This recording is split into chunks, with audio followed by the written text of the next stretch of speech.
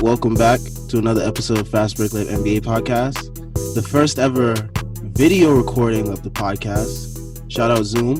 Everybody's been using it for school lately, but we're using it for a podcast. So, this week we got Kev. Kev, say what's up. Good morning, good night, good afternoon. And we got Rico. Say what's up. Yo, what's good, Joe?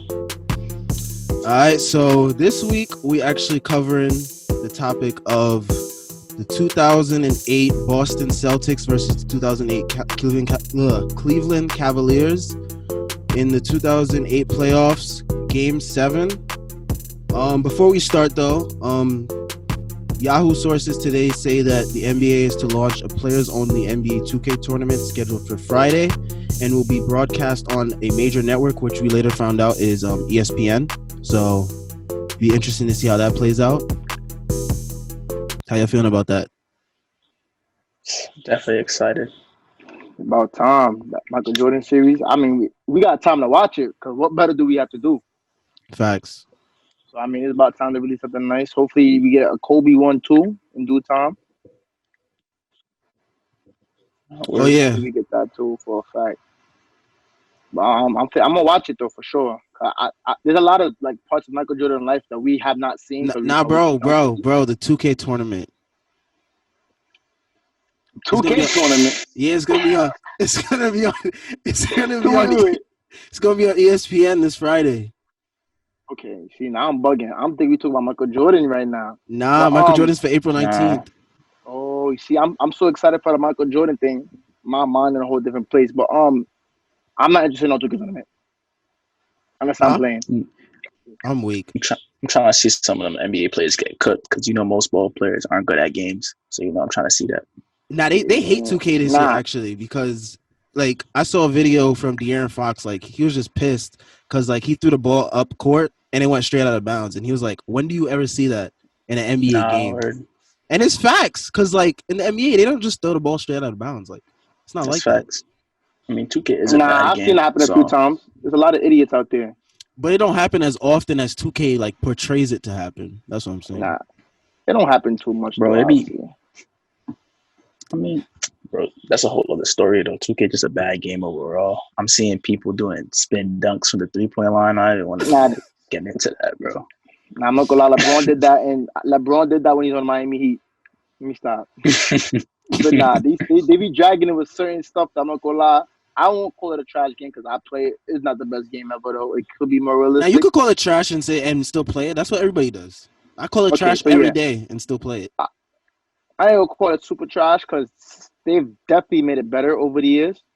Because the trashiest 2K is definitely not this one. I'll have to say like 2K. 2K18 was pretty bad. I'm not gonna lie. Yeah, but 2K18 was horrible. Yeah, 2K18 is probably the worst 2K in a long time. So that's all you can make. But I won't say the worst 2K. But the game is pretty you could say bad with certain mechanics they have to it. Even though I do like the work they put in when it comes to player forms and scan them in the game. Like, there's a lot of hard work they got to do. True. They're gonna have at least one player from each team as a representative to play in the tournament. So I think it's gonna be all 30 teams, and they're just gonna have a player from each team. Okay, so that makes it a little bit more interesting. Yeah. So let's get into the game that we covered today. That we're gonna cover today, at least. So this series, I'm surprised. I'm not. I want to say I'm actually surprised that this became a 7-game series, but this Boston team faced. I mean, they just came off a tough 7-game series against Atlanta, and now they were going against LeBron in this series. So, this is that 2008 team that everybody doesn't like because they like to talk so much. You would have thought they really be chatting. You would have thought they dominated their competition, but they came. They didn't. They didn't exactly. First round against Atlanta, 7 games. Second round against Cleveland, 7 games. Like, bro, you can't talk unless you was like sweeping teams or anything like that. Like, that's a fact. And I mean, I know there's been a lot of Paul Pierce slander. Paul Pierce was nice in his time, but I'm not gonna lie. Like, if LeBron had one more player that was like decent, they would have lost. They would have lost. Yeah, Real he had it rough in this series, LeBron. We're gonna talk about his stats later. So I have here in my notes for like the first point of this before we get into like what happened in the game. 2008 Celtics, they're one of those rare cases of a team coming together and winning it all in their first year together. It doesn't happen that often. I mean, when you look at Miami when they first came together, they struggled. They lost their first championship together. Cleveland with Kyrie and LeBron and Kevin Love. I mean, there were external reasons as to why they didn't win, like injuries and whatnot. And then what else? I don't want to say KD and the Warriors because KD just kind of like joined a team that was like pretty much assembled already. So I don't want to say he's another case of like a team coming together because the team was already basically together. They just added KD and KD was just like, all right, let me just start pulling from wherever, just like y'all. So yeah, it's not the same. It's not the same case. Like this case was like Paul Pierce was already there. Then they made a trade for Kevin Garnett. Then they made a trade for Ray Allen. Rajon Rondo and Perkins and Big Baby, they were all there. But then all the other pieces that they added onto the team were like free agent pieces and stuff like that. So it's one of those rare cases. That's true. I mean, that team is pretty well put together, though. Not too bad, but they do talk too much for my liking, though. Facts. They definitely talk too much, especially you think they swept everybody they played or something. Word. And they every series like went more than like 5 games. I know that for sure. I think the last series they played the Pistons and it went to game 6, I think it was. But yeah. And that was the Pistons without, I think, Ben Wallace. They had lost like they weren't the same Pistons teams that won in 2004 and took the Spurs to 7 in 2005. So yeah, that's true. That's very true. I mean, they won the chip, so we can't really say too much. But word, they just the way they behaved. They swept everybody. Got their light keys. Didn't struggle with some of the weaker teams. Like I don't think they should have went to Game 7 with. I mean, I don't know who's on our Hawks team actually. It was the Hawks team with Bibby, Joe Johnson, Al Horford, Josh Smith, those guys. Okay, I think there was a game where Joe Johnson was killing them. Yeah, there was a game where Joe Johnson was bugging. I think it was Game 6, I believe it was. But yeah. Hold on. So maybe I don't know. That squad actually isn't too bad. It wasn't, but I don't think that Celtics team that was like 66-16 should have been took to Game 7 against them. But that's very true. 56-16 is too good of a record to be struggling with teams like that. But I guess that's when the East was harder, so when it makes sense. All right, let me.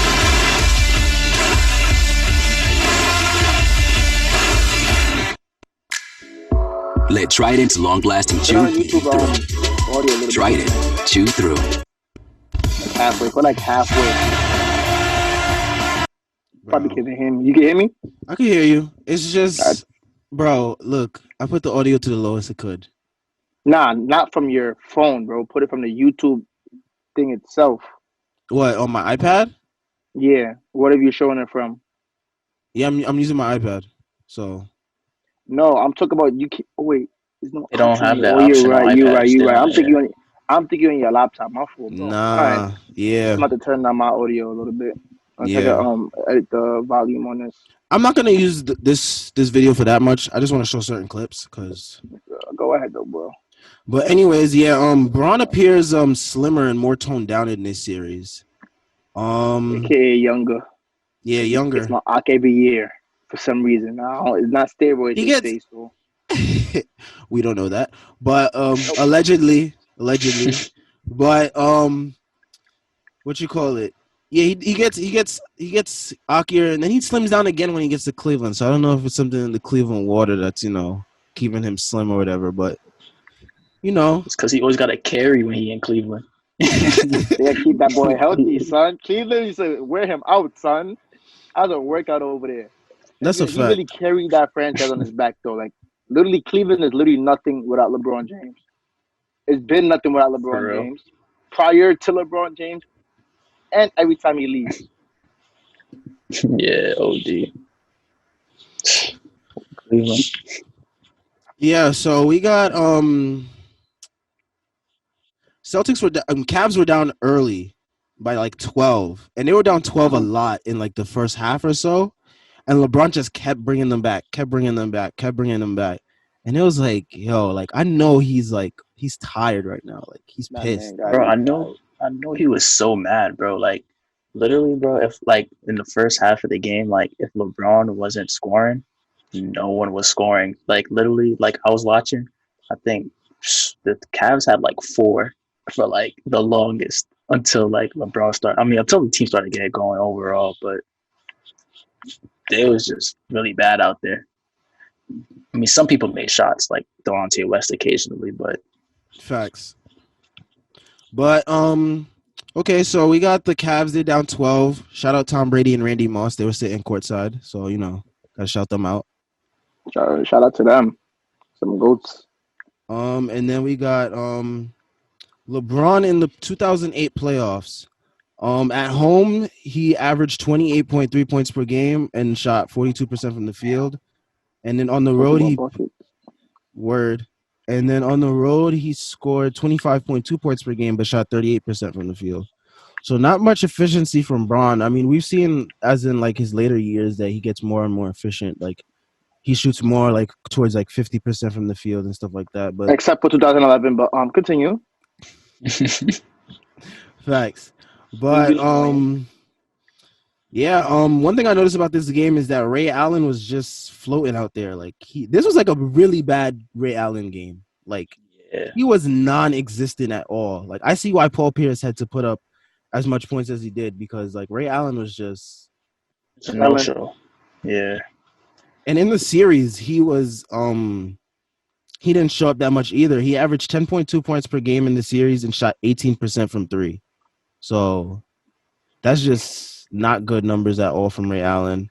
And then Especially the shooter he is. facts. OD. And then I feel like he's also the member of the big three that doesn't get held accountable as much. Like whenever like something went wrong with that team, it was either Paul Pierce or Kevin Garnett or Doc Rivers. Like it was never like Ray Allen didn't show up this time or nothing like that. Like I found that interesting. Like looking back and thinking about it. How y'all feel about that? I definitely agree because even when I was watching the game, I didn't even know Ray Allen was only averaging. He only averaged 10 points in that series, and like honestly, I thought like overall from the big three, I didn't really know that KG was really carrying that much as he did. Like he was putting up like Yeah. 20. Like that's kind of wild. I thought Ray Allen was at least good for 15, just off threes or something. But Out of the big three, who was the oldest one? Was it KG? I think so. Yeah, yeah, KG came into the league I think same time as Ray Allen, maybe I believe. yeah, Or no, he came in before Ray Allen. I'm thinking. I think he was the oldest though, KG. Wow. I didn't know he only averaged 10. He sounded like a lot like somebody we talked about last week, aka James Harden. I mean, he ain't averaged no 10 points, but Ray Allen, Mr. Shoot 40% from three for career Facts. averaging 10 points? That don't sound about right.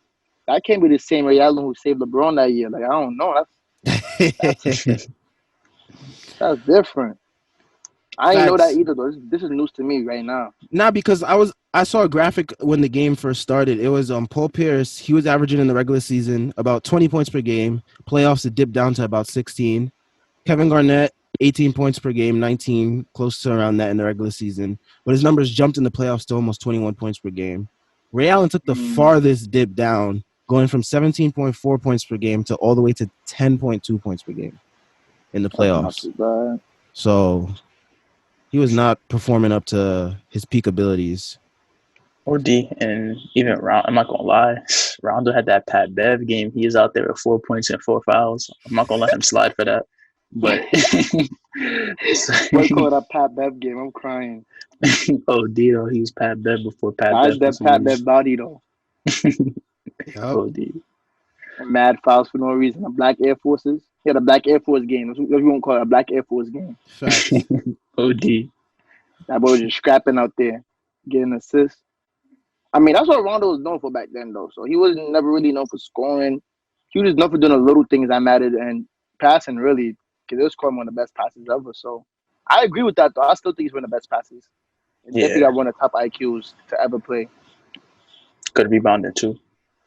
Oh, yeah, definitely one of the best. Definitely probably the second best rebounding Point guard next to Russell Westbrook. In the modern era, yeah, definitely. Yeah. Yeah, for sure. And Jason Kidd. Jason Kidd was definitely one of the better rebounding point guards as well. But Rondo definitely on that level. And he was definitely, when it comes to triple doubles, he was up there. Facts.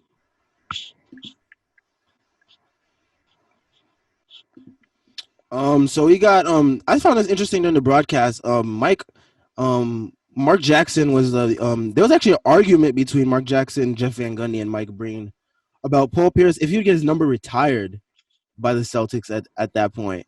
Because Paul Pierce didn't have that much playoff success at the time, and this was the big three just coming together for the first time. So it was very questionable at the time if Paul Pierce was going to get his number retired. And Mark Jackson was like, he thinks he will, but Mike Breen was one of the people that was like, nah, I don't think he didn't think. It wasn't that he didn't think, but he wasn't sure if Paul Pierce would get his number retired. So, well, we see how that ended up. I mean, yeah, that's kind of disrespectful to Paul Pierce, but I mean, he didn't have much playoff success, so that's kind of expected as well. Because they really don't give you the same honor when you don't go to the playoffs, which is probably why a couple good players in basketball won't have their number retired because they'll just be known for scoring. And I mean, Paul Pierce is a well-known scorer back then, so I guess that's what matters that's what they was really focused on at the time, I guess. So there was a lot of Paul Pierce pick and roll. Let me see if I could find that footage actually.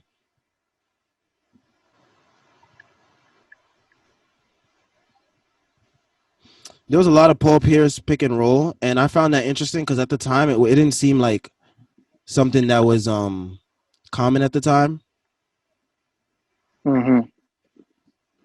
He's actually playing it pretty well, not gonna lie. He's making great passes. And there was a point where, man, I wish I could remember where it was in the broadcast. It might be around here. No, actually. But he is playing the pick and roll. It might be around here. I'm pretty sure there's not a lot of dunks in this highlight reel.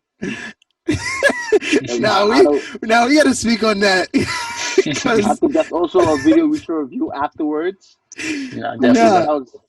Any viewers who did not see such an animosity of basketball.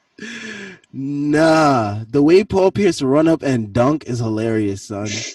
Man, I've never stick up his butt. I've never seen oh my god, I've never seen an 18-year-old walk like he's 87, bro. OD. Yeah. I did not know he was foot like that. That boy had no legs, bro. Like, trying to walk the way he was moving. Nah. But let me see if I could find. When they face the New Jersey Nets, but for Pierce, this is a game to show, as they were saying, in terms of his Celtic legacy, in terms of him being one of the all-time Celtics. He needs to come up big and help. What happened? Go full screen. All right, so we got right here, Paul Pierce in his 10th NBA season was the only Celtic remaining from before Danny Ainge took over. Sixth on the all-time Celtics scoring list. I mean, we see now that he's probably like maybe one or two. I don't have like it right in front of me, but he's probably like up there top three maybe at this point. If he passed Larry Bird. Yeah, I'm not sure about the stats though. He had the most games by a Celtic without winning a title. So damn, what a stat to make. That's a stat I would never want to hear. Like, imagine minding your business. Imagine coming home, minding your business after a game. Like, yeah, so Paul Pierce has the most games played without, any. I'd be pretty upset. That's a fact. I'd be upset. ESPN would be making up stats like that stat was said Logan where would I seen his father? That stat right there. Nah. Yeah, the stat for the last time you saw his father, bro. Like, I was like, no way, bro. I never know ESPN made stats for fathers though, bro. Like, that's really crazy to me. I think it might be at halftime that they run over Paul Pierce's What series was it that he acted like he was injured? Was it this one? I think it was this year against the Celtics. I mean, against the Lakers. They said he was panicking. He came out the locker room ready to play like nothing happened to him. I don't know if he had to install some new robot legs or something. I don't know what it was. Nah, it was he had to use the poop. bathroom. Yeah, he had to use the bathroom. I saw that. He's crazy. Yo, nah, I can't blame him for that. Because if I had to do that, I'd have to go too. I'm not gonna lie. I think Joel Embiid played with like with the runs or something like that. But that's it, I heard about something like that. So I don't know what they be eating before games. bro. They gotta do better. Shout out to YouTube with all these ads playing. Gotta make their bread. So ghetto. Been about that first half. There we go. All right, so let me get back to some analysis. I'll get into the Paul Pierce pick and roll once they roll the clip. Hopefully they roll it. But Eddie House was a spark off the bench, but not scoring wise, because I noticed he only had 2 points, but he brought a lot of energy coming off the bench. Like he was diving for loose balls a lot, and he was getting chippy with like Delonte West and some other people on the court, and he came up with like some defensive plays. So I thought like he really helped out the Celtics sustain their lead when it seemed like it was fizzling out when like LeBron started to make his push with his team. No. Word, because even like some other like they're like the bench players that came in the game, they definitely kept that energy along with him. They was just like being real scrappy, like diving for loose balls, fighting for jump balls, and that definitely helped them down the stretch. Facts. But now you can continue. Sure. But I noticed that Ben Wallace was an offensive liability. Like the Celtics just kept helping off of him, and because they knew if he wasn't right under the basket, like he wasn't really gonna do anything. And I feel like ever since he left those Pistons teams, he really was like an ineffective player on offense. But like even his defense wasn't as well as it was on those Detroit Pistons teams, because I think it was like the system that they ran in Detroit that was more beneficial to him. Like when I saw him on the Cavs roster, I was like, I didn't even peep like he was on the court at some moments, because it was just he's a like, shadow. he's not the same. For real, like even I didn't even know Ben Wallace was on that team, because he really wasn't a factor in that game. He was really just out there picking up fouls, KG snagging on him. Like you gotta do better than that. It's a fact. I mean, once a liability, usually always a liability. And he was always just known for defense, so you can't be too upset. And that's how Doc Rivers is obviously one of the better coaches, so he would know how to play him, you know? And it's smart because that kept KG's workload really lower and kept him with more energy to kill them, basically. But I feel like even though he was like always just known for defense, it wasn't something that was highlighted as much when when he was on the Pistons. Like when he was on the Pistons, it was like, he's the defensive anchor, but he's not going to be exposed on offense. So it wasn't like, teams couldn't help off of him the way the Celtics were helping off of him and just like swarming to LeBron. Because that's what I noticed a lot of teammates were getting open looks because they were like, all right, we'd rather these teammates beat us than LeBron, but LeBron still got his at the end anyways. So yeah, definitely. 100%, because like the Celtics, they really just ran at LeBron. That's why honestly, like the first half, you can even see it. Like I mean, right here it just says like 40-50, but I mean earlier, like first quarter, like they were just like all over LeBron, and like everyone else was just shooting bricks.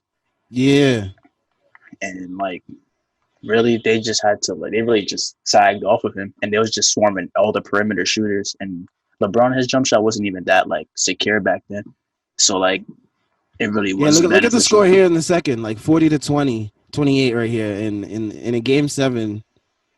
But LeBron had to do it all. I'll be damned, bro. It was looking scary out there. I remember like his team was like 1 for 13, and like like that. Come on, how you expect to win a game like that? Word. They wasn't expecting to win in the first place. That's why. But yeah, here's a possession by Kevin Garnett on LeBron. James back out. Zerbiak shot clock down to 3. Garnett lost, took it away. Here goes Garnett. Up for the layup, and he's fouled. I noticed here that like Kevin Garnett was much more agile before that injury that kept him out of the 2009 playoffs. Like 2009 playoff Celtics were in there, but I don't think anybody remembers them. Everybody remembers like the Magic came out of the East that year. They played LeBron in the conference finals, all that. But like no one remembers that the Celtics played the Magic before I think the Cavs, and no one remembers that because Kevin Garnett wasn't there because he had I believe a knee injury. But like this is him before the knee injury, and I'm noticing like he's able to switch out onto LeBron, and then he switches out onto a guard, steals the ball away from him, and then drives in for a foul. Like this is like not peak Kevin Garnett, but this is still like he's still like able to compete at a high level defensively. That's him. I mean, that's him for his entire career, arguably. I think defense is one thing that sticks with you for your like entire career. I don't think you come into. I mean, obviously as you age, you're gonna get slower. Your defense might get worse, but otherwise, I don't think you won't come in and just lose your ability to play defense, though. So, Word. but obviously, I mean, listen, he's been known for being a defensive anchor for his whole career. You gotta respect it. You can see it through this series. You can see that too. OD, definitely. He was just down there playing good defense. Like I said, snagging on Ben Wallace. That boy like a little cub down there. OD. And what shocked me though, Wally Serbiak, I thought he was gonna be out there at least getting some threes. He wasn't doing anything out there. He be chatting on the MSG broadcast, yo. Like you would have swore like he was like some like all-star and whatnot. Like he was some. Like, that's how all of them talk. Even Ryan Hollins, who averaged like 2 points, talking about, oh, KD this and that. Yeah, bro, don't you dare put KD's name in your mouth. Yo. Nah, come on. As Wally, for Wally Serbiak to be getting ripped at the 3-point line by KG, I feel like that's a problem, though. Then again, it's KG. That's true. It's KG, but like, still. Like, come on. Like, Braun needs your help right now, bro. OD. Literally. All right, so at halftime, we got Paul Pierce leading all scorers with 26, and LeBron is right behind him with 23. And those are basically, I think, I don't want to say the only double-figure scores at the time in the game, but, I mean, there wasn't much else going on with everybody else because, like, this was like the Paul Pierce versus LeBron game because, like, there was nothing else going on. They were really going at it, though. Like, this was definitely a good series right here. Go ahead, Rico. Nah, yeah, because I remember the other day I think Paul Pierce spoke out and he was like how he never backed down from LeBron and like all this other stuff. And some people were still in the comments blaming him because, that's just the internet. But like, he definitely. No, we know why. Because LeBron fans are the most toxic NBA fans. Now, OD. And like, shit, like, LeBron was cooking him, but at least he was getting his buckets too. So I don't even blame him for what happened. LeBron will get his own regardless because that's his team. Like he should have averaged like 45 on that team. Literally, he didn't do that until he faced the Warriors years later. But he did his thing at the end of the day. Yeah, honestly, I think like literally if LeBron like certain clips in the games like where LeBron was missing like a couple like fadeaway jumpers and some leaners, like those are shots like he's hitting now. And I'm not gonna lie, like if LeBron had that game together, he probably would have been able to beat them, but he was just too young. Facts. And this Cavs team was just like not constructed that well either. OD. I mean, none of them ever are, but like still. It's a fact. I don't know who the GM is in Cleveland, but he gotta get it together because right now he got like 3 guards or something. Like bro, he drafted 3, and he drafted them at that. We're not even gonna talk about the Cavs. Like, what is it? It's Colin Sexton, Darius Garland, and Kevin Porter, right? Yeah. You have 3 ball dominant guards. What are you doing, bro? Real, and it's not even like they got like they're like down low game together or nothing. Pause, but like it's just like. They'll like I don't know what they're doing right now. Like whenever it's like they had Kyrie for a little bit. They're hoping to draft another Kyrie. Honestly, it was like LeBron was there. It was LeBron. LeBron leaves. They had Kyrie, but still getting clapped. LeBron comes back, and then they're just trash again. All right, here's a key. Still, I didn't even do this intentionally, but this just happened to see what I mean by the Celtics swarming him. Mm-hmm. Like, you got Paul Pierce, Kevin Garnett, Posey, Rondo, and Allen all surrounding him, and all you see is one other Cav in the picture. Like they were just on him, yo. They was on his body. Nah, bro. They was not trying, bro. They did everything in their power to stop LeBron. Like They were like, yo, if the Cavs are gonna win, they're gonna win with Damon Jones and Zerbiak hitting shots, because LeBron is not beating us. Why not, bro? You look at the rest of the roster, you read their names, and you just get confused, bro. You just really get confused, bro. Like, you don't know who's playing. You don't know what he could do. You don't know where he got drafted from. You don't know none of their histories. All you know is they play with LeBron, and that's what they be relevant for. LeBron. It's a fact. Oh man, yeah. Poor Bron. At the end of this, breakdown, I want to, like, what you call it, compare 2008 Cavs versus 2018 Cavs, because I feel like those are like two of the sorriest teams that LeBron has had to carry. That's a fact. like, that's a fact. I want to see the difference between the two teams, because I feel like LeBron had Kevin Love, right? In 2018, but like we got to see the numbers of Kevin Love compared to the numbers of like another big on this Cleveland team. You gotta look at that one team too. The one that the one he got swept in the finals, wasn't it? The one the year before, 2007, yeah. Yeah. But from 2007 to 2008, and there's one key difference. They traded Gooden and Larry Hughes, and they got back Delonte West, Zerbiak, Joe Smith, and Ben Wallace. It was a 3-team deal. That's not a horrible trade, but it isn't, because like I forgot who else was in the trade. I'm actually about to look it up right now, because they mentioned it on the broadcast. And you know what's funny is that those 4 names are like the key guys in this Cavs lineup. So if they don't make that trade, like Bron is going in there with a sorrier team than he already has, which is like crazy to me, because this team was already bad enough. That's facts. And then you telling me they had to make a trade to make it better? Slightly better at that. Slightly better. I mean, you got trash assets. You can't move them. Facts. So the trade was, okay, here's the trade from to Cleveland was Ben Wallace, Wally Zerbiak, Joe Smith, Delonte West, 2009 second-round pick, and a $1.7 million trade exception. To Chicago, they sent Larry Hughes, Drew Gooden, Cedric Simmons, and Shannon Brown. And to Seattle got Ira Newble, Daniel Marshall, and Adrian Griffin. You probably like, who the hell are these guys? See, this is what we was just talking about. You see, bro, literally. And what they're gonna be known for is playing with LeBron, bro. Like, Daniel Marshall, though, I think tied the 3-point record for 12 3-pointers made in a game, but I don't know if it was with the Cavs or not. Guess what? He only gonna be known for that because he did it with LeBron. I'm weak. Now I'm trying to peep when he did it. It's so crazy because that's a LeBron effect, though. Like, anyone he degrades other I'm not gonna say he degrades other players, but like low-key he does. And players never really get their credit when they do what they do.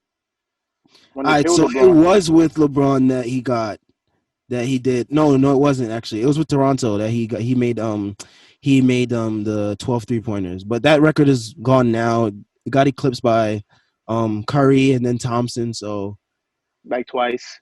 So he's like 5th, I guess, not 5th, but like he's tied for 3rd with most 3-pointers made in the game. So he'll be known for that, but at least his name is somewhere in history, right? Facts. Other than playing for LeBron. So amen to that. But yeah, I've noticed that like Delonte West is starting for this team at that, because I think Boobie Gibson had gotten hurt previously. Yeah. Ben Wallace was starting. Wally Zerbiak was key off the bench, and along with Wally Zerbiak was actually starting too. And Joe Smith was, they said, a key big off the bench for them because he could shoot. So yeah, he did all right this game, not gonna lie. He did okay. Yeah. But that's horrible roster, bro. Just horrible. D.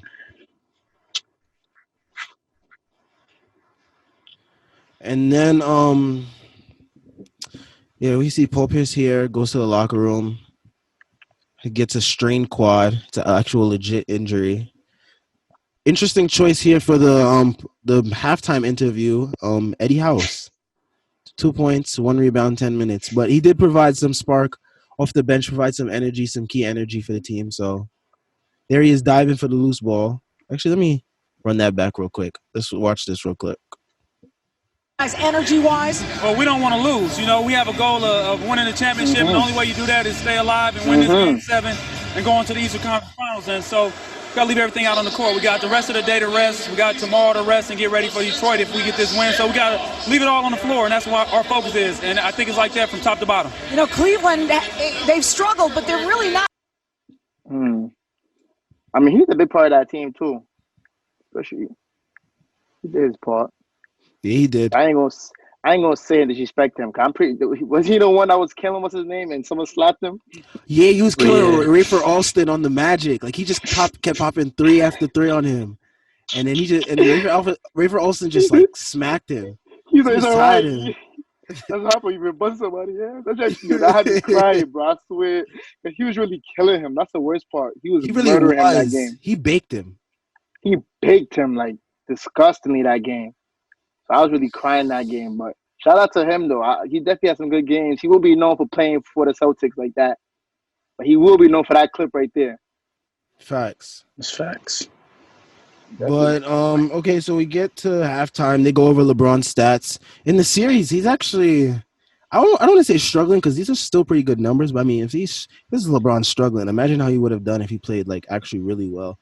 So he had He's for the series he was averaging 23.7 points per game, but only shooting 33% from the field, so wasn't good there.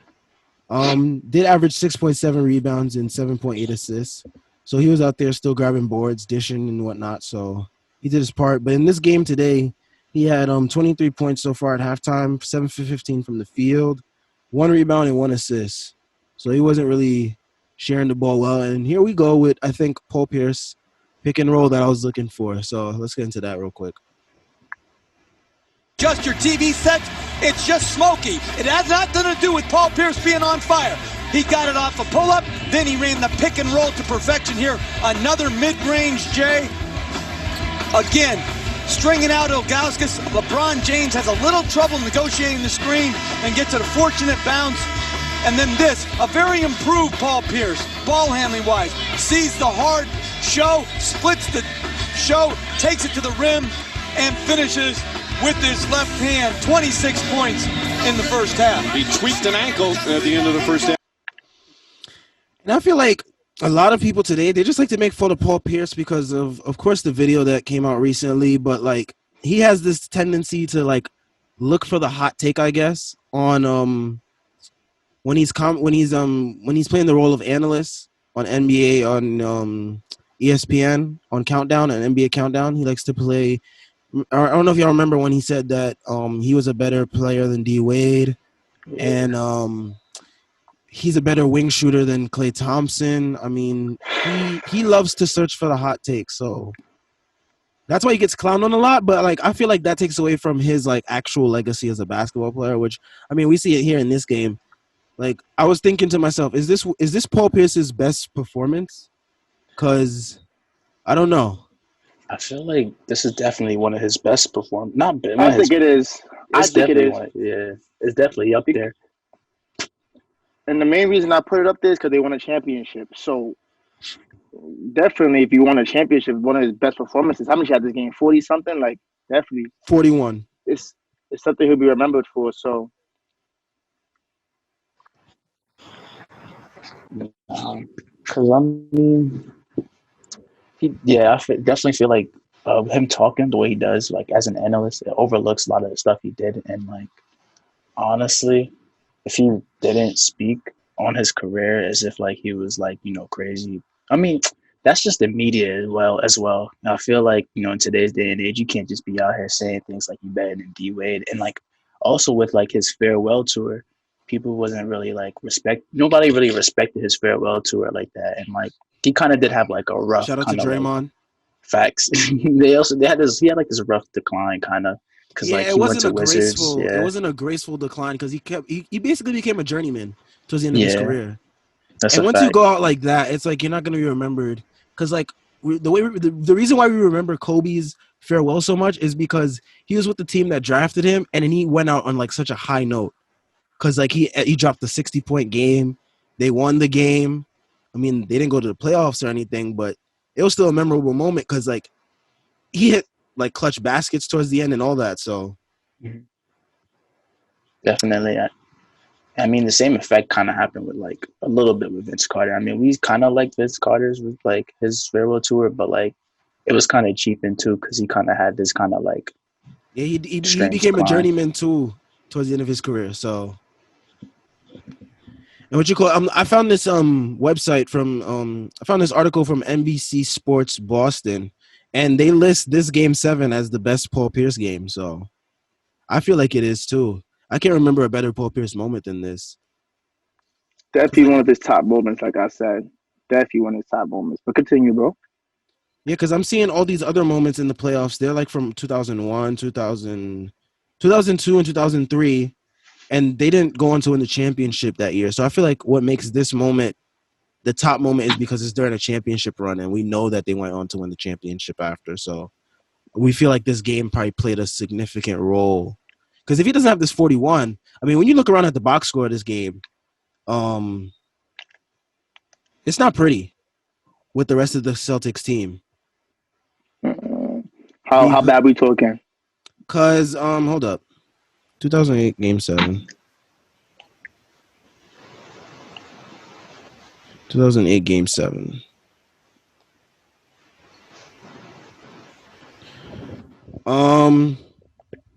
We got Paul Pierce leading scorer, of course, with 41.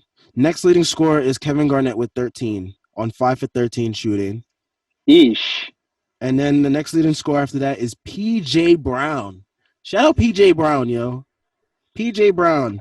He joined this team in like the middle of the season, played 18 games for them, and had his best game probably this game. 10 points, 6 rebounds in 20 minutes, 4 for 4 shooting. I mean, and those were the 3 guys on the Celtics in double figures: Paul Pierce, Kevin Garnett, and P.J. Brown. So if Paul Pierce doesn't go off for 41, we're looking at that maybe Cavs win this one because the rest of the team was struggling. It's so crazy how they struggle with such a whack team though. Like that's the sad part to me. And they brag so much. Y'all struggling with LeBron James and his big man. That's it. Not even with his big man, bro. I mean, his big man even. He didn't do much. LeBron, no, it was the dynamic duo of LeBron James and Delonte West. Those are the only 2 guys on the Cavs that scored in double figures. LeBron had 45. LeBron and his pops. Nah. See, I didn't want to say it because I was like, that's a little pocket, but all right, Kev. No, I'm playing. LeBron, if you actually listen to this, I know that's not your father. It's a jokey joke, bro. All right? Just understand it's a jokey joke, bro. I'm sorry about that. But yeah, Delonte West and LeBron. 45 for Lebron, and then Delonte West with 15. Next leading scorer after that is Ilgauskas with 8. So that tells you all you need to know about. It was a rough game. Like, come on, bro. Bro, like 8 points though. Yo. Like, yeah. You gotta do better than that, bro. Like, for real. Like, you just really gotta do better than that.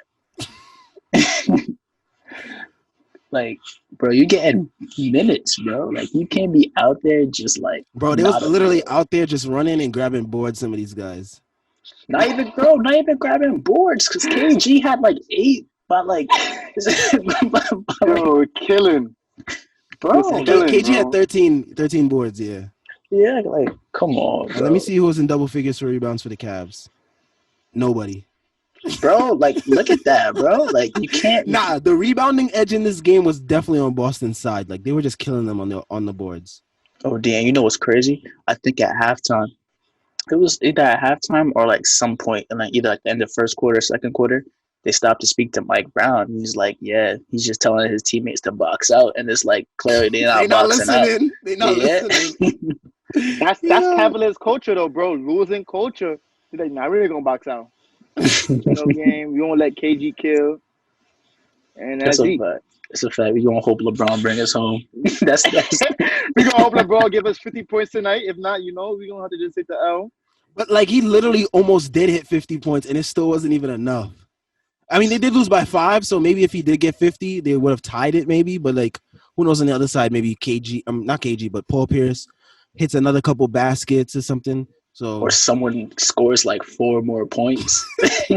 literally, like anybody, can you please score a basket? Jeez. But yeah, we had Big Z didn't even get going until the third quarter, where he hit some shots and then they cut the lead to 3. Then Bron starts to get going with some jumpers. Him and Paul Pierce start to go back and forth. I don't think, I'm not gonna lie, Big Z don't deserve that name if he ain't have over 10 boards. We don't call him Cubsy. We don't call him Cubsy for today. Cubsy. Because ain't no way you 7-3 and you're not getting 10 boards a game, bro. You're that's a fact. Minutes. You're fact. playing minutes, so you ain't no Big Z. You Cubsy, bro. At this point, that's disgusting. For real. It's Ben Wallace out there, like, come on, bro. There's no reason why you got Ben Wallace and a 7-3 center out there, and you got KG boarding y'all up like that. Word.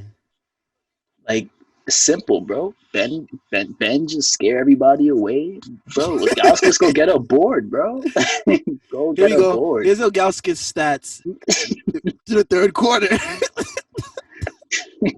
Oh my gosh! Like, how much did he play? For our audio listeners this week, 4 points, 4 rebounds on 2 for 7 shooting. Third in the third quarter with 7 minutes and 19 seconds to go. That is not no Big Z, bro. To be fair, though, I will come to his defense. None of that. Yourself. Ain't no 7-3 with that much boards. To come to his defense, the way that I won't excuse his boards, but I will excuse his scoring because he was supposed to be, I think, another option because he could shoot. Like everybody knows he could shoot, but like the way Cleveland was just like finding him on offense, they weren't finding him in his spots. So I will come to his defense on that. The 4 boards I cannot excuse though. He has to get more boards. You're 7'3". This is Porzingis timing. Sorry for any Mavs fans that's listening, but this is Porzingis timing. The 4 boards, being 7'3". And you starting too, bro. I don't want to hear that, bro. 4 boards, bro. That's kind of sad. Word. Hey, even Ron, bro. How much rebounds did Rondo have? Rondo? Rondo had 8 boards. Bro, how, bro? Bro. That's sad, bro. That's sad. Ilgauskas finished the game with 5 rebounds, so you get outboarded by the opposing team's point guard. That says a lot, bro. That's just the Thompson timing. You got people call you Big Z, bro. It's a Cleveland trend, bro. It's a Cleveland trend. Because we got Tristan Thompson getting out rebounded by Steph Curry in the finals. Bro, Steph had like 12 boards in the game against the Cavs. Like, bro, how you letting Steph outboard you like that? I love Steph too, so it's just sad. You can't be doing that. You really can't. Son, I'm trying to find this back and forth between Paul Pierce and Kevin Garnett. I mean, not Kevin Garnett. Paul Pierce and LeBron. All right, it's like this sequence right here, I believe. Braun hits a 3. James hits a 3. That superstar here this afternoon. Here we go.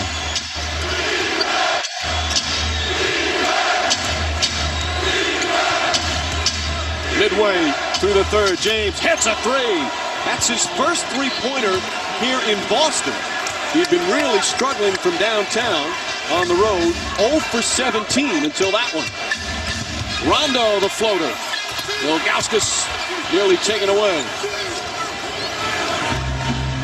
If you're Doc Rivers, you got to think about Eddie House again here pretty soon for energy and offense. Nice save from Pierce. Even the hustle plays for the Celtic captain.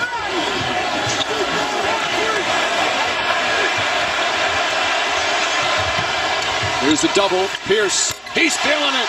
Paul Pierce lighting it up with 33. Timeout, Cavaliers. Rico, you was laughing. I mean, bro, because it was funny to watch, bro. Because it's like, bro, it's crazy because not just that play, but Delonte West and a couple other people, bro. It's like they were just throwing bad passes too. Like it was real sloppy out there, bro. Like on some nah. like When Delonte West just drove past two people and just like lost it. Like he just like lost it. Like no one did anything. He just lost it. just It's like, bro, this is lost it, bro. game 7. Game 7, bro. That's Like a fact. you can't be doing that. They had no type of urgency, bro. It was like At all. Braun was just like, yo, all right, bro, just pass me the ball. Let me do something. Let me see the rock real quick. All right. Yeah, let me Get see out my that. way. That was Cavaliers offense though. Give LeBron the ball and get out the way.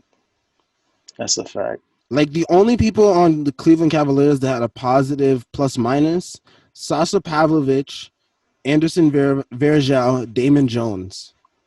LeBron just had a 0 in the plus minus, and so did Ilgauskas, which I found very weird. But Paul Pierce was a plus 10. Kevin Garnett was a plus 8. Rondo was a minus 8. Ray Allen was a plus 3, even though he was very ineffective in this game. Plus 7 for Kendrick Perkins. Minus 5 for Posey. PJ Brown was a 0. Eddie House was a plus 13, and Leon Poe was a minus 3 in this game.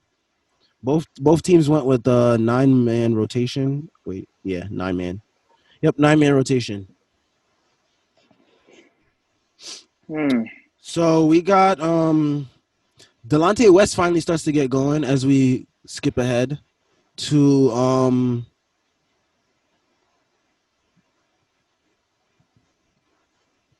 about a minute left in the third. He starts to get going with some shots. Okay. I mean, that's the best time, I guess. Wait, hold on, go back real quick. Mm-hmm. One more. Yeah, stop right there. Oh, yeah. Ben Like, Wallace. you see what I'm talking about? 19 minutes, bro. 4 rebounds. Like, I understand, not everybody is a scorer, but like, come on, bro. Do your part. Do your part. Grab a board. Do your part. Do your part that you were like traded to the team to do. Like literally all they ask Ben Wallace to do is get rebounds and play defense. They don't be like, yo, Ben Wallace, get us 20 tonight. They don't say that. They don't say that because they know you're not gonna get it. But they be like, Ben Wallace, like, can you get like calm 10 rebounds? Because we know in your day we used to get like calm like 13, 14, 15. Can you get us like 10? Maybe like 9, and then play some great defense on Kevin Garnett? Exactly. Don't just hack him every time. That's all he was doing, bro. Everybody was just picking up fouls. Bro, I think Ben Wallace was just over it. Ben Wallace. He just saw Patrick Beverly, son. Yeah, that's all I'm hearing. Black Air Force kid right there. But like, come on, like he really do look like Pat Bev right here. I'm not even gonna hold you like with the fro just looking crazy, but like, yeah, like just play your part and play it well. And if you can't do that, then I don't know, man.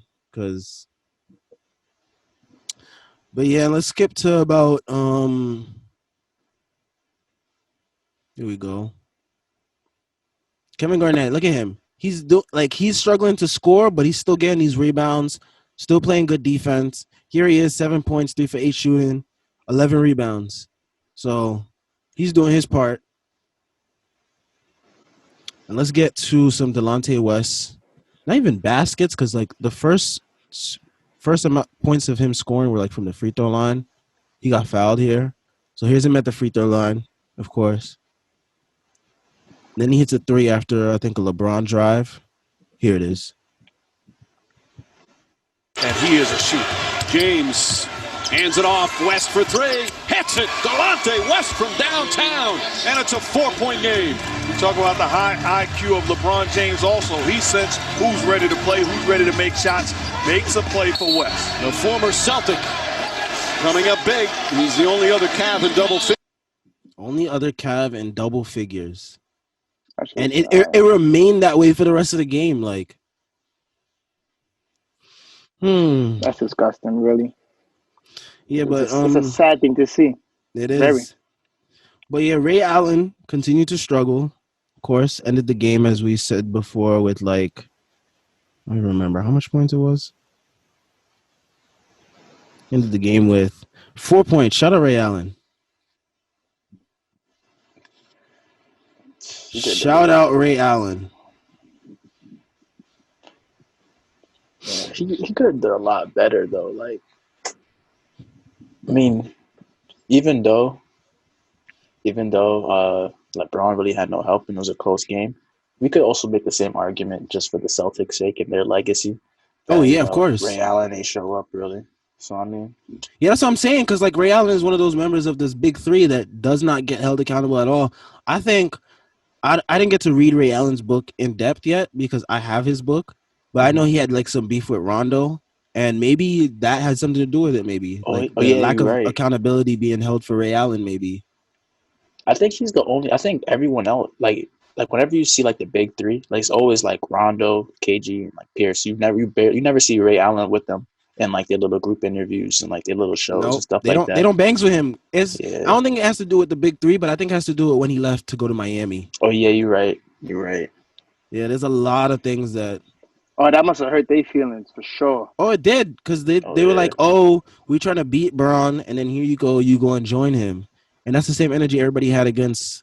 Not the same energy because it's like Ray Allen's not the same level of star as KD is, but it was like that same type of thing because like Ray Allen and the Celtics, they kept facing the Heat like year after year after year, and then Miami kept beating them, and then Ray Allen just dipped and joined them. So that is facts. That is true because they definitely like after LeBron after LeBron went to Miami, that was matchups, and then LeBron was just getting his revenge, and then Ray Allen was just like, you know what, bro, I'm gonna pop out.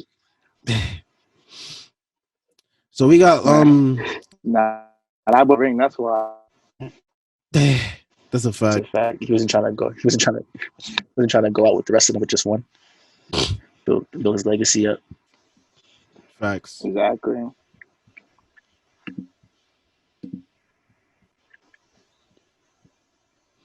But let's skip ahead here to.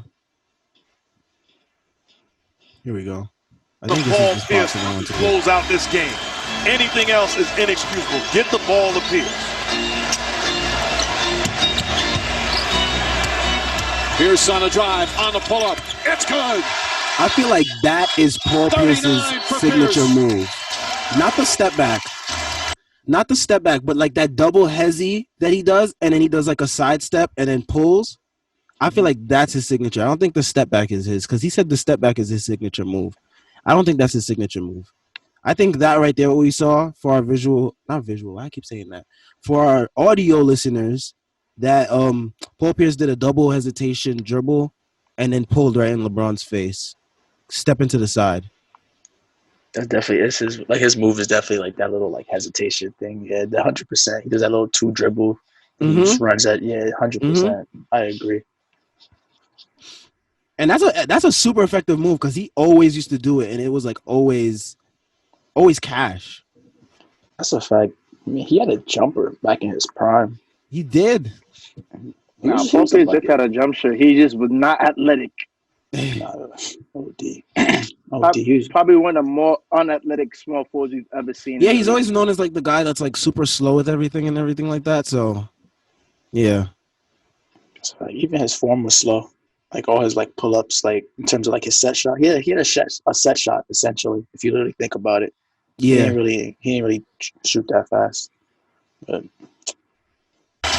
No, and you coaching in this league, it's what's working. Well, Paul Pierce is what's working. Get him the ball and get out of his way. James and Pierce going back and forth at each other. James will try another three. Knocks it down. Back-to-back threes for LeBron James. And it's 83-80. Look at that defense. Garnett they didn't even get back down, and Garnett gets an easy basket.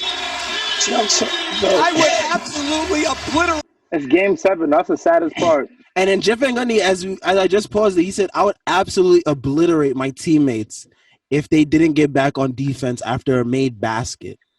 Like, just in the finals, though. Yeah, game 7, though, bro. Like, this is the go hard or go home. And it's like, might make it back with LeBron next year. Let's play. That's a fact. But, yeah, I noticed with the Celtics, their crunch time lineups were, like, weird. But I guess Rivers was just going with whatever was flowing at the moment. So with about like 3 minutes left, the lineup out on the court was Rondo, Pierce, Garnett, James Posey, and PJ Brown. So he wasn't going with like Ray Allen, or he wasn't going with Kendrick Perkins or anything like that. He was just going with whoever was flowing at the moment. And James Posey and PJ Brown were definitely who was flowing at the moment. As we noted earlier, PJ Brown actually started to get going in this game, and he actually hits a clutch basket later on. I'm about to show. But for the Cavs, their crunch time lineup is the same as but it wasn't nothing special, nothing hot. Braun, Delonte West, Sasha Pavlovich, Ben Wallace, and quote unquote Big Z. No, Cub Z again. But yeah, let's skip ahead to about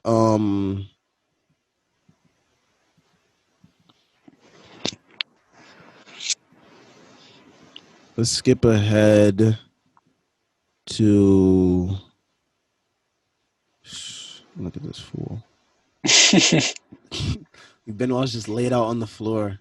But yeah, they dealt with foul trouble. There were like 4 guys with like 4 fouls on the Cavs. It was like ridiculous at one point.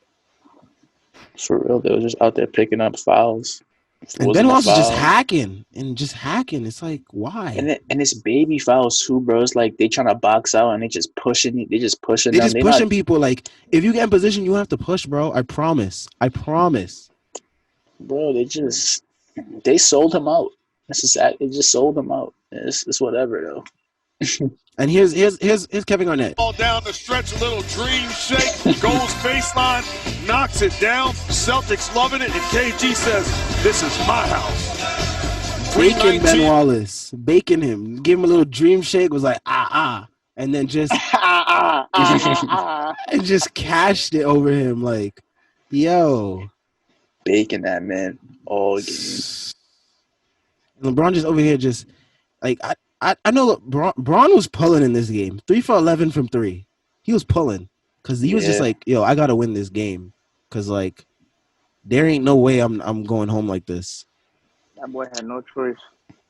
OD. I'd be pulling too. Imagine if LeBron gave up, son. They would have got blown up by like 20 plus, bro. What 40? Like, come on.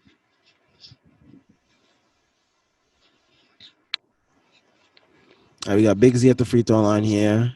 And then, here we go. Here's the play I was talking about. Here's LeBron. And again, the ball's going to be in Rondo's hands because Delonte West is going to roam right now. In a series that has featured tough defense and some rough shooting, guys are making shots. James with the steal. Here he goes.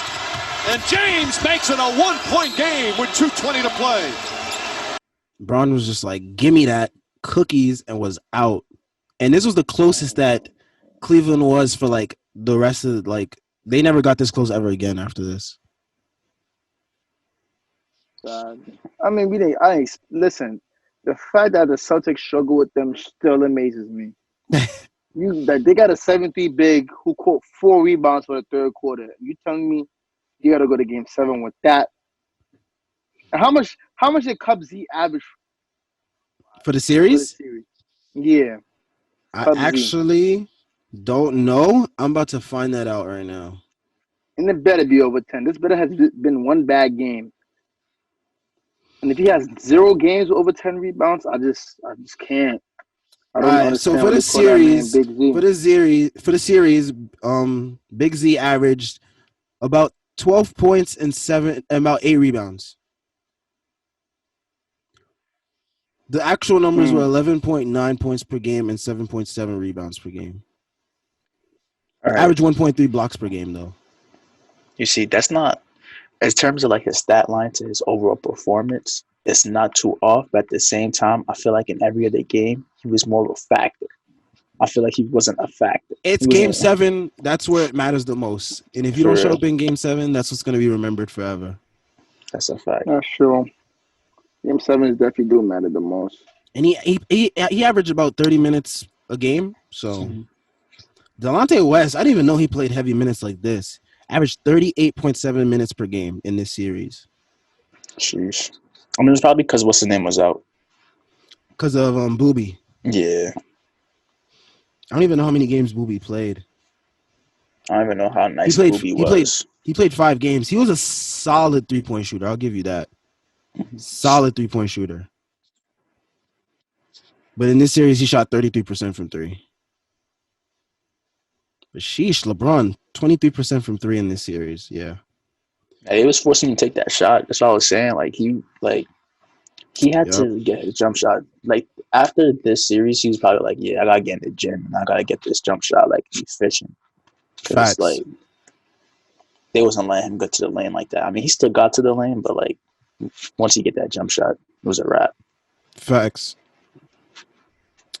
But, yeah, this series, KG and Paul Pierce, they did their thing, averaging about 19 points each. It was Ray Allen that did not show up this series. And yeah. So back to the analysis. Okay. So after that steal and dunk by LeBron, Doc Rivers goes for more offensive lineup, putting Eddie House in and Ray Allen in for Rondo and James Posey. I don't know why, because Eddie House and Ray Allen basically didn't do anything for this game for the most part, especially offensively wise. Like, I don't know why you put those guys in for offense at that point. But, yeah, let me skip ahead to the next play because Boston doesn't score again until about here, I believe.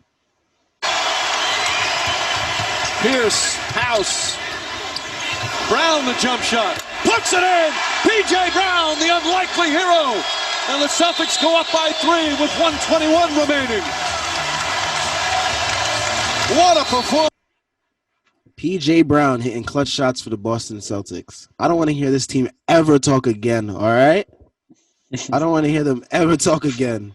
I don't want to hear Kendrick Perkins, no Rondo, no Pierce, no Garnett, none of them. I don't want to hear none of them talk again. P.J. Brown over here bailing y'all out in situations like this. Sad, bro. It's like, you'd have thought, like, at least someone else would be taking that shot. You just got P.J. Brown taking it, and it's like, he could have very well missed that shot. And then if he missed that, bro, Brown is coming down, and that's a bucket. And it's just like, come on. They definitely got to stop all that talk they've been doing for real. That's a fact. But Rivers makes the switch again, switching out Eddie House and Ray Allen for Rondo and Posey.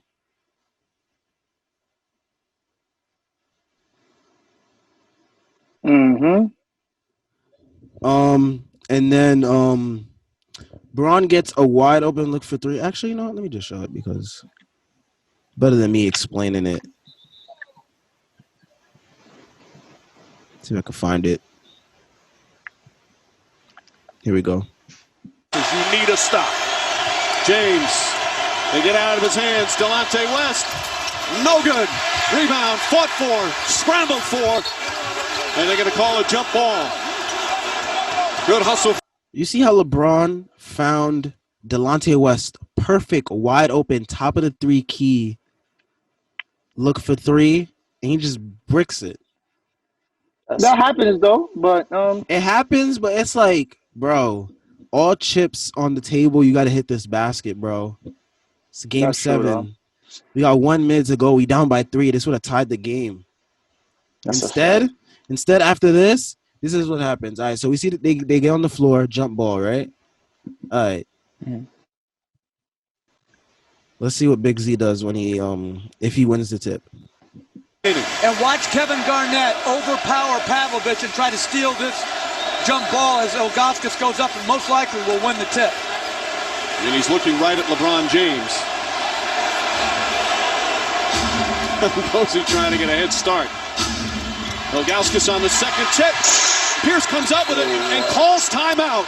He gets the timeout. So Ilgauskas gets Bro, this is literally when LeBron was like, you know, I'm I'm out. Like this I'm is it. almost out. I'm almost Yeah, out. 'Cause almost out. But 2 years later, that's when he's like, I'm out officially. Yeah. Time to go. It's time to go. Look, But like, he's not bro, having it. Ilgauskas gets the tip, taps it right to Paul Pierce. Yo. But that's supposed to be Big Z, right? Big Mom. Bro, you're 7'3", bro. There's no way you had, bro. Once you're 7'3", bro, I feel like there's just The certain things you can excuses do. are limited at that point. There's a limited amount of excuses that we can make for you because you're so big. That's a fact. You just mad tall, like, bro. Like, all you gotta do, bro. Like, plus you have a wingspan too. So it's like, bro, all you really gotta do is just slightly jump and tip it to the person right in flight. I don't know, bro. Like, sellouts, man. Sellouts for real. All right, so they get the timeout. They show the replay. We don't need to see that. Show the replay again to just remind everybody how stupid he is. But they foul. No. What do they do? Oh, here we go. Finally do with 18.8 seconds They remaining. foul Ray Allen. Three in transition right here to tie it LeBron has a chance to tie it. and get a 2 for 1. Now he's attacking Ben Wallace. Goes for the tough layup instead of shooting the three. I mean, we know he's not a jump shooter, but they give you the three. You at that point you gotta take it. I feel like you gotta take it. So we see. So right there we see that he drives in, goes for the tough layup. He's looking for the foul. They're not gonna give it to him. We all know that. Mm-hmm. And then they foul Ray Allen. Not enough offense. He's forced to take an off-balance jump shot. I agree with you. Hits the free throws. They go up 5. Then Pierce fouls Braun. He misses the first free throw, makes the second. Typical LeBron. They foul Eddie House. He hits the free throws. Braun hits Pavlovich in the corner for 3. He hits it, and then Pierce hits free throws, and it's basically game over at that point. Final stat lines for the game. Braun 45 points on 14 for 29 shooting from the field, 3 for 11 from 3, 14 of 19 from free throws. So he missed out on 5 points at the free throw line. That would have been a 50 ball right there. 6 assists, 5 rebounds, 2 steals. Pierce finishes the game 41 points, 13 for 23 from the field, 4 for 6 from 3-point, 11 for 12 from free throw, 5 assists, 4 rebounds, 2 steals. And so now I want to get into comparing the 2008 Cavs with the 2018 Cavs. And let's start with, we don't need to start with LeBron because, of course, that's the common denominator there. But let's see. Roster. Eric Snow was on this team? Okay. Yeah. He ain't play because I ain't see him. 2018 Cleveland. For all you know, he played and ain't do nothing. True. That's how the Cavaliers culture is. 2018 Cavs roster. Okay. So we had it's a fun roster to look at. Okay. All right, so let's go with the guards. So we got Boobie Gibson, Damon Jones, and Delonte West. Those are like the point guards. Now let's look at the point guards that were on the 2018 Cavs. We got George Hill and Jose Calderon. And do we consider Jordan Clarkson a point guard? I think he's a shooting guard. All right, so then it's just Jose Calderon and George Hill. So who we think has the edge, 2018 or 2008?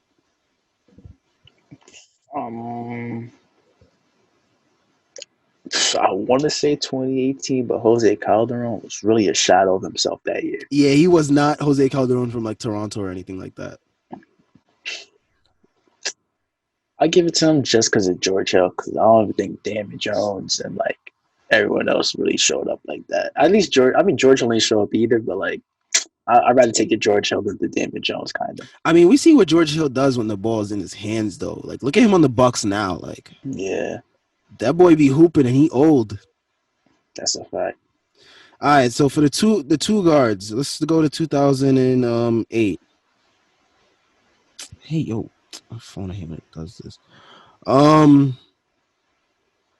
We got two guards, Devin Brown, Sasha Pavlovich, Wally Zerbiak, and yeah.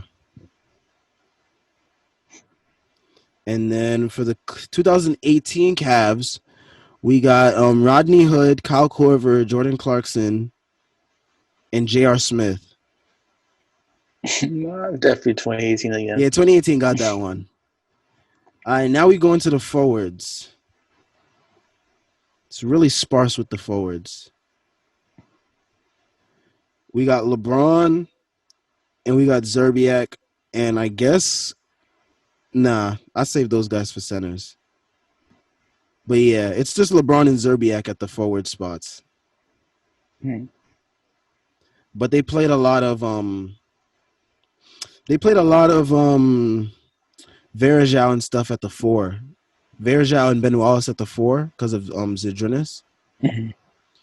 So then we go to the forwards on this team. We got Jeff Green, Kevin Love, Larry Nance, Chetty Osman, Tristan Thompson, and LeBron, of course. I mean, I wouldn't even want to count Tristan Thompson because he's fake playing center. True. And then, all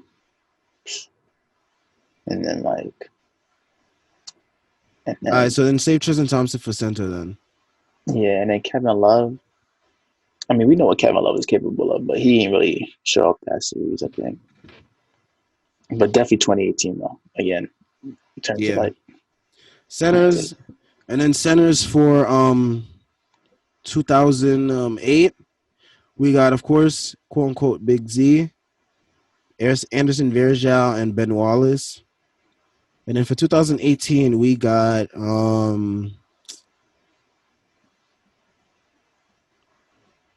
Tristan Thompson. I will say, I'll take a Varejao over that Tristan Thompson, low-key. Yo. That boy yeah. I think 2018 overall just has the edge, just because there's like more players that you are sort of they're sort of more reliable. Yeah, they kind of like showed up. They have a tendency to show up when they want to, versus as like. Because remember when 2018, after they made all those trades, I mean, everybody was hyping up the Cavs like, yo, they about to beat the Warriors. They got all the pieces they need. And they beat Boston and OKC those first two games. And everybody was right back on the Cleveland Express, riding them till the end of the season. And then as soon as playoffs came, everybody just started to doubt them. So I will say that about 2018 Cavs, that they were better assembled around LeBron than 2008. Facts. I could say that. Another question I had, we already answered it. The best Paul Pierce performance. And I said, is young Rondo the best Rondo? No ego, just hooping. Yeah, because that's when Rondo was like. Before he was known for like the triple doubles and all that. This was him before like his prime. Yeah. You talking about like the young Rondo versus the current Rondo? Like which version of Rondo is the best? Oh, which version? Yeah, I'd say around the 2008 to 2011 range. Yeah, that's definitely like his good years. He's rocking the phone posits and stuff. Yeah. Yeah, that was definitely his best. Because then after those years, that's when you start to get the ego, and then the Chris Paul beef. Son. Oh man, Rondo. Now everybody hates him. Why though? I mean, because he be stinking it up on the Lakers. You know how Lakers fans be. But at the same time, you know how Braun fans be. Bro, but it's Rondo, bro. Did you think Rondo was about to go out there and start shooting, bro? Like, Word. so I be talking about, like, that's another thing with, like, LeBron fan bases. Like, They have unrealistic expectations for the players that they pick up. Like, you gotta know, like, this player is meant for this role. Like, I would have loved to see how the rest of the season played out if, like, they thought Deion Waiters was gonna be like the second coming of J.R. Smith or something like that, and be like pulling all these ridiculous threes and making them and stuff like that. Like, if Deion Waiters did not come out here and like drop like 15 a game or something, I feel like LeBron fans would like crucify him because it's like, oh, they would have fried him. Like, I'm not gonna, like, bro. I wanted to see Deion Waiters suit up, bro. If he would have, bro, that would have been funny, bro. Like, he was literally about to be the second JR, and the league needed that, bro. We definitely did. Cause, son, who knows whenever we get back to basketball how that's gonna look, and if Deion isn't gonna be in shape anymore, because we know how he get. Now wearing them edibles and just taking days off, taking pictures on yachts, you know, this regular stuff. Facts. I mean, nothing notable happened else this week in the NBA, because it's like, I'm trying to think what happened this week that was like memorable or funny, like last week when we was talking about Jamal Murray and whatnot. Because yeah, I don't think it. No, you think? I think it was a quiet week. Not gonna lie. Yeah, no one got themselves in trouble. In fact, at least, yeah, you're gonna see something crazy probably this week. Facts. All right, so that's it for this week's episode, I guess. Covered 2008 Celtics. I don't know who we're gonna do next game. What team? Make sure y'all follow the Twitter page. I'm sort of active on the Twitter page at FBL NBA Pod. But check that out. We might announce what game we'll do next week. And that's it. Peace. Finally got it in.